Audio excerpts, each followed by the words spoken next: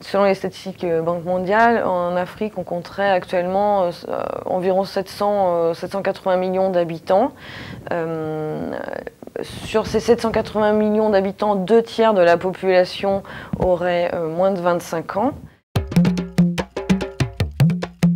La fécondité reste importante, de l'ordre de 5 enfants par femme, par rapport à une moyenne mondiale à 2,5 enfants par femme. Par contre, l'espérance de vie est très très faible, avec de l'ordre de 50 ans, avec une mortalité importante.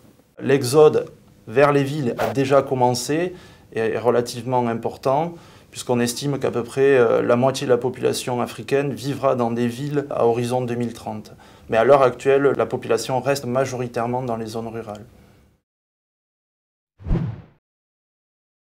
En Afrique subsaharienne, l'éducation reste quand même un gros problème. Les bailleurs de fonds essayent de motiver les gouvernements pour développer les programmes d'éducation.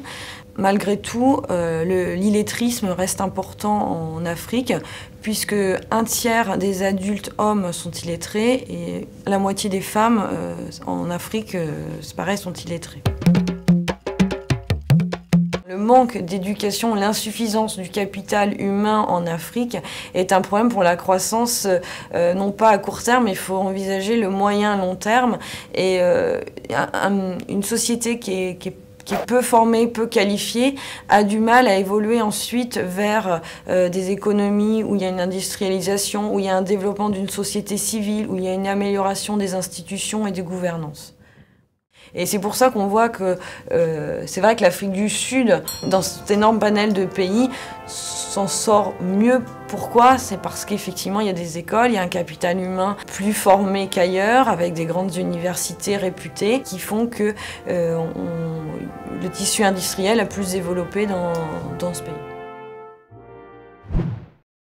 La pandémie du sida touche particulièrement l'Afrique, puisque le taux de prévalence en Afrique subsaharienne, c'est à peu près 5%, alors qu'au niveau mondial, on est à moins de 1% de taux de prévalence.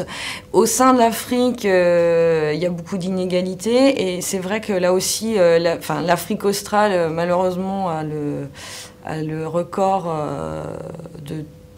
de prévalence dans le monde, avec un taux à 15%. Ce que ça veut dire, c'est que 2/3 des gens touchés par le sida se trouvent, des adultes touchés par le sida, c'est-à-dire entre 15 et 49 ans, se trouvent en Afrique.